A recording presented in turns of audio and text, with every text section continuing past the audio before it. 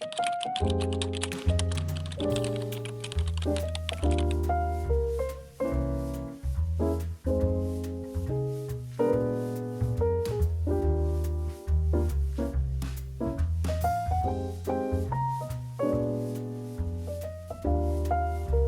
right, guys, so I have watched Wicked. I went to the movie last weekend and I watched Wicked again in the movie theater. I haven't seen it since I saw it in November, so there has been some time, and I wanted to make this video because after watching that movie the second time, I have some things that have changed. I have thought about it, and I think there are some things I think a little bit differently about, some things I obviously still feel very strongly about and still feel the same about, but yeah, I have some thoughts about it, so let's chat about it. Okay, so I'm just getting comfortable because I do not want to wear these while I'm sitting down chatting with you guys. I wrote down, please don't throw the pitchforks, okay? Guys, please do not throw the pitchforks and just hear me out on everything that I'm gonna say, okay? Love and peace, please. Love and peace, y'all, okay? I need you guys to understand that I still love, oh, I hate this. I hate when you can see wires in frames. Like, I actually despise it. So what I want you guys to know is that I still love this movie. Yeah, I have like my gripes with it certain times, but I really still do love this movie. I really, really do. Like, I can rewatch it over and over and over again. Like, it is so good. I have, after seeing it, after I saw it on this weekend, I was like, okay, let me go online and see some like reactions and things like that of other reactors watching it. And it just brings me so much joy to see other people being like, you know, being introduced again to the world of Wicked. It gets me so, so happy. You know, at the end of the day, even though like I loved this movie, there's gonna be times that there's gonna be people who don't like this movie, which I actually wanna talk about because I saw this movie with two of my other friends, and one of them was not a Wicked person, had never seen Wicked, had no idea anything about it. And I kind of want to talk about that experience a little bit later in the video because it is a very interesting thing on how everybody views movies and views art. One of the points I really want to hit is the songs in this movie. I still think that the songs in this movie just slap.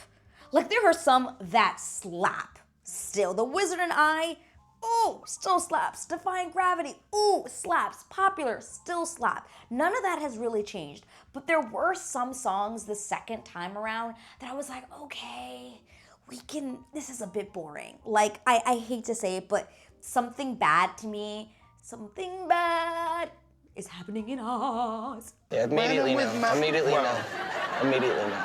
I don't know, I feel like it's not my cup of tea. It's a little bit, it takes a dip. And then, of course, it comes right back up when we meet Jonathan Bailey afterwards, you know. But at first, I did feel like it was a bit of a dip to me. It wasn't my favorite. Like, it's not my favorite part of the movie, and I'm like ready to I can move on. And then that makes me think of bathroom time. Okay, guys, you know, usually when we go to watch movies, right? You want a movie to be so good that you are glued, like absolutely glued to the screen, right? You don't want to have to leave. And if a movie has certain elements or certain parts where you're like, you know what, this is my bathroom time, that means that something isn't right. That means that something hasn't resonated with you because you feel like you could leave and you're not missing anything. I shouldn't want to feel like that. And there were some times in this movie, especially in the first half, where I did feel like they did have those little lulls where I was like, all right, something bad's on. I think I could just head on over to the bathroom, you know? That's not good. It's not my favorite feeling. It really isn't. I really think that this movie does pick up when we kind of meet Jonathan Bailey. And it's not because I'm a, Jonathan Bailey stan to the end, right? Because I am. But I do feel like once he's kind of entered, now there becomes a whole other dynamic to the relationship of Elphaba and Glinda. It's kind of like he's very into Elphaba at first. He's kind of like, who is this? Like, he's interested. Like, who is this girl? She snubbed me again. Like, what's going on here, right? But then he meets Glinda, and it's very much of a like, oh, we're perfect. We're both kind of, missing a little something up here, right? We're like perfect for each other. We're a prince. She's basically like a princess. Like, this is gonna work out perfectly. And it doesn't work out like that as the movie goes on. And I think that it brings like an extra element to the movie, which I think also just revs it up. We also just have Dancing Through Life, and Dancing Through Life starts off as this like crazy, amazing number, right? In the library, and there's a lot of dancing, but then it goes into the Ozda scene. And that Ozda scene still, y'all, it still brings me to tears. Brings me so much joy and tears at the same time because it's such an amazing moment for Elphaba and Glinda. And then it goes into Popular. And then Popular goes into One Short Day. And then we're defying gravity. And then the movie's over, right? It just like picks up until we're at that grandiose moment. So I always credit it to me feeling like, okay, so after Jonathan Bailey gets there is where I'm like, I'm in. I don't want to leave kind of situation. And I don't know, do you guys feel that way? If you don't, what other part in the movie did you feel was like your, oh, I'm invested? Let me know in the comment below, let me know. And okay, speaking of Popular, that scene alone gave Ariana the nomination for supporting actress in all the award ceremonies, all the award shows. Like, it's just plain as day to me.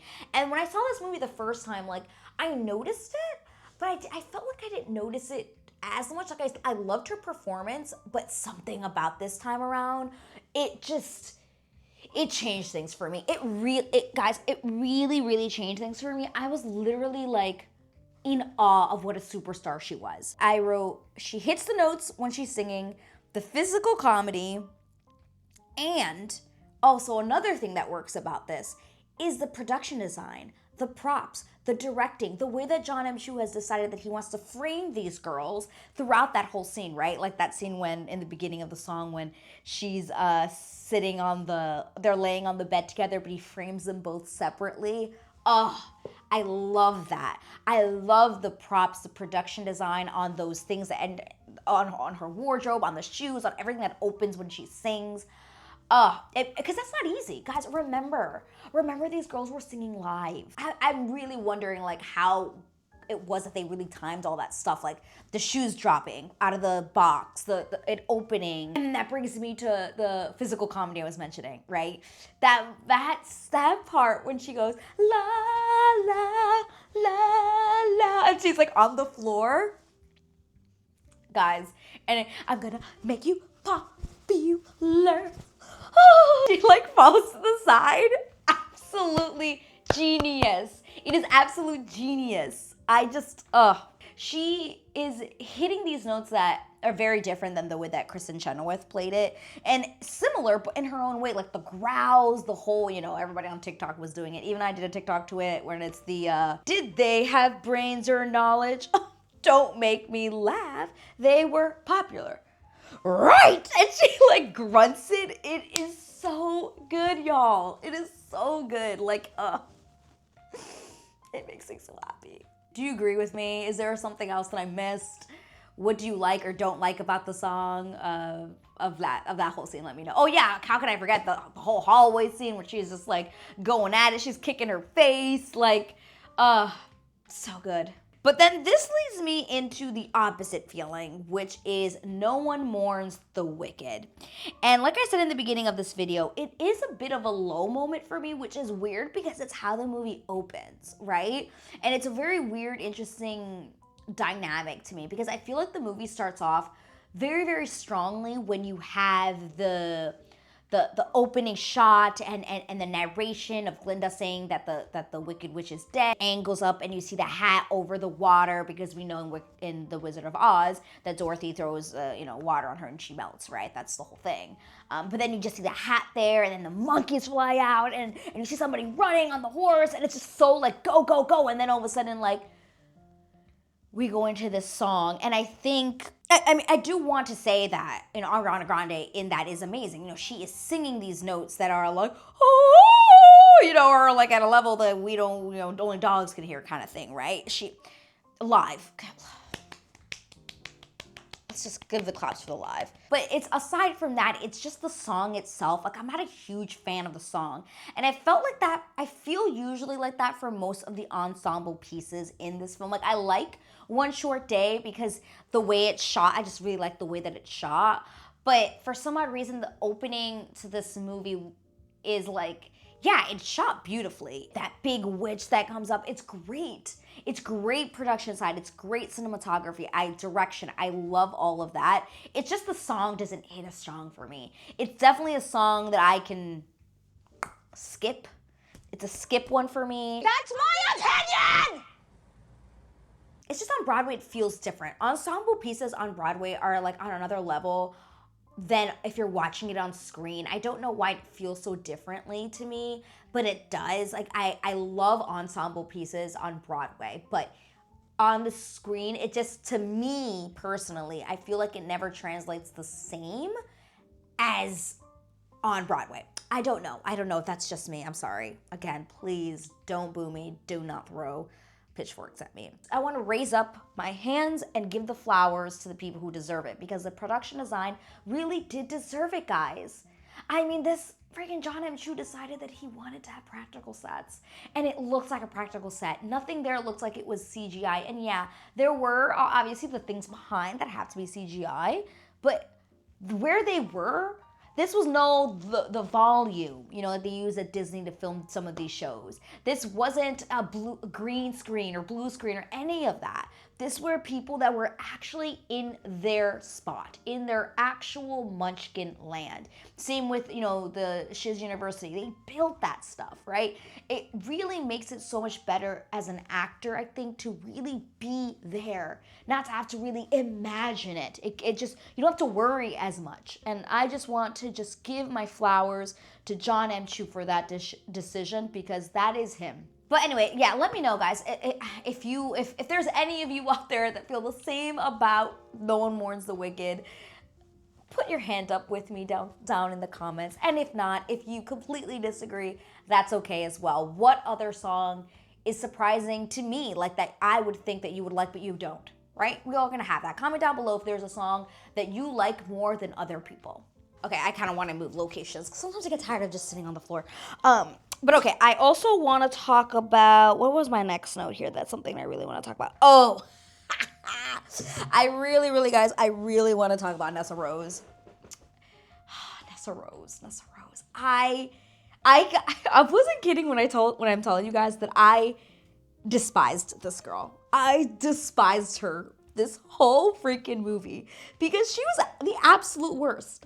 The absolute worst. Not once did she ever stand up for her sister. She never stood up for Elphaba, when Elphaba has always stood up for her, always been there for her, always been on her side. And this whole movie, all she does is complain about Elphaba, being like, oh, it was my new start. Like, you messed it up. Girl, she was on your side. She was trying to help you, because the freaking, I don't know what the character's name is, but Miss, I forget her name, but the lady in charge of like getting the students together and stuff, that girl, who's also an amazing, Katie Settle? She's from The Greatest Showman. She's on Broadway. She's amazing. Fabulous singer. The fact that they did not have her sing in this movie is actually a crime, but that's besides the point. What was I saying? She, there was that whole scene where she was like, oh, I can take care of her. I'm going to take her. And she was like, no, like, you don't have to help her. Like, she was on her side. And instead she was like embarrassed, when she used her powers. I'm like, guys, Nessa Rose can actually eat it. She can eat it. That whole time that they were at the ball and everybody was laughing and making fun of her, instead of her being like, hey guys, like, she's my sister, like, why are you treating her like that? No. She just stood there and said, I can't watch. Yeah, I can't watch you either. How about that? I can't watch you either. And you know what? Spoiler alert. Oh my God. That moment, you're so passionate, you pop off a freaking earring. Hold on. Hold, please. Okay, I think it's back on. Okay, I think we're good. Okay, what was I saying? If you haven't seen The Wizard of Oz, or if you have, she gets what's coming. Just saying, she deserves it. Sorry, but she does. So now let's talk about some things that I felt. Ooh, that lighting. Look at me. I want to talk about some of the things that stayed pretty consistent in my second viewing. And of course, Cynthia Erivo. She is still a powerhouse to me. She is absolute perfection perfection in this movie. And just so different from Idina Menzel on Broadway, and not in a bad way, right? Because we will never, ever have another Idina Menzel, right? Like, Idina is Idina. She is the peak of what we know of Wicked, the musical on Broadway, right? But performing on Broadway and performing on screen are very different things. So I feel like, obviously when you're on Broadway, you have to be bigger and there's more that you have to show, right? In this movie, she can be more subtle, and that is what Cynthia Erivo brings, but it's all in the eyes. Cynthia's eyes tell us everything in this film, and I love actors that can tell me everything with their eyes. Like, imagine I just stared into your soul and you knew exactly what I was saying. When Cynthia Erivo sings, it's on another level because she never feels like she's singing, right? Do you ever feel like she's just not singing? I feel like it's just a part of her. Like, when she's singing, it's soul that oozes out of her mouth. It is not words, it is soul. Oh my God. The Wizard and I, when she has those little runs that she adds, soulful. And like, we can't deny that she's a Broadway star, right? Cynthia Erivo is from Broadway. I'm actually really upset that I didn't see her on Broadway. I never saw her in The Color Purple, because I have heard I Am Here. And if you have not heard I Am Here from The Color Purple, I demand that when this video is over, you go on YouTube and watch her her Tony performance of that song.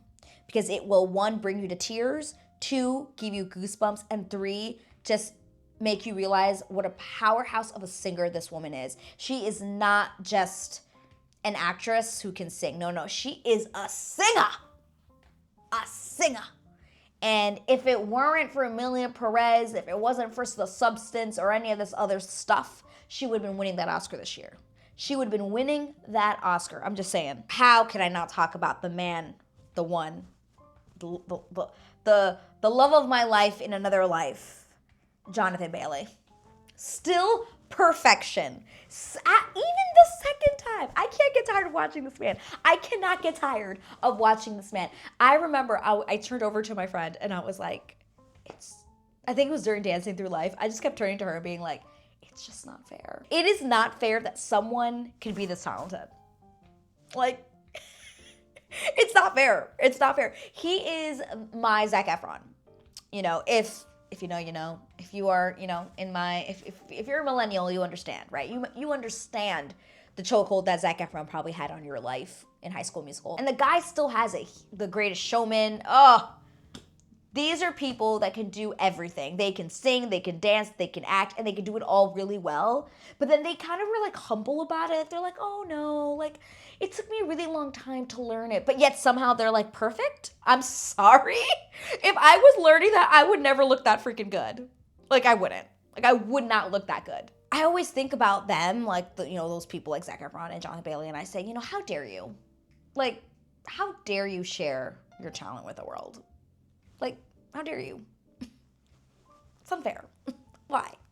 The duet that happens in the second. I don't even want to talk about it. I don't want to talk about it because as long as you're mine, 9 months, y'all. 9 months. 9 months is all that we have to wait. Okay, the lighting was getting weird. But okay, one of the last things I really want to talk about here. My experience watching this movie with someone who was not a Wicked fan. Okay? Someone who has never seen the musical, who only knew one song. So I went to see this movie with two of my other friends. One person had seen the musical on Broadway and was kind of like, it was okay, but really, really liked this movie, so they went and watched it again with me. And then the other person I went with had never seen Wicked, only knew Defying Gravity, and really liked the song, okay? Now, he did not like this movie. I'm just gonna plain out and say it. He was not a fan of this movie. He actually gave it like a 6 or 6.5 out of 10, which is extremely low, right? He thought it was, here, I wrote it down afterwards, so I was like a little bit shocked, but it is what it is. He said he thought it was boring. He didn't want to listen to any of the songs other than Defying Gravity again. He thought that the last part of the movie, which was the last like 30 minutes or so, was the only really great part was defying gravity, that whole thing, because he also felt that at that point in the movie, nothing else from the beginning really mattered. And I bring this up because obviously everything in film is so subjective, right? Because everyone's gonna view things very differently. And granted, it's not like this guy doesn't like musicals. Like, he loves musical. He loves The Greatest Showman. And I do too. I love The Greatest Showman. But to him, he said The Greatest Showman had a million times better music than this musical did. Now, of course, those are really strong words to say, because Wicked, in my opinion, is a film that was made for fans of the musical and fans of Broadway. Like that, it was an homage to that. So if you're somebody who's never seen the Broadway musical, who doesn't really watch Broadway, watching something like this is going to be very like, oh, I don't know if I like this. This is not really my cup of tea. Because I could never compare music from Wicked to The Greatest Showman. They are completely different styles of music. Like one's up here, they're east and west, right? They're east and west. There is no way that you could ever really compare the music from that movie to Wicked. Like, you just can't. And another reason why I bring this up is because I think it also brought to my attention that there are things in movies that one person will notice and one other person will not notice. And how we view film is very different, right? Like, do you think, like I wrote it down, like, do you think that he noticed that the girls were singing live? Did he notice that the certain angles it takes for directors to film these big numbers is extremely difficult, and some people can't do it as well as John M. Chu? The guy knows what he's doing, right? But did my friend notice that? Probably not. Did he notice that most of this movie had practical effects and practical sets instead of it being CGI? No, he didn't notice that. Only thing he took from this movie was that it was boring and nothing happened, and The Greatest Showman is still better, right?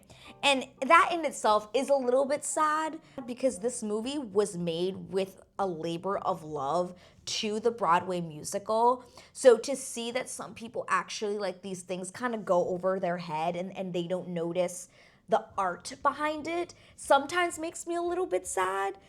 But of course, that's just me. And that's something that I think that we as a society, and something that I've started to notice, that we have to accept. We have to respect people's opinions. We have to respect the fact that they see and view movies very differently than you do.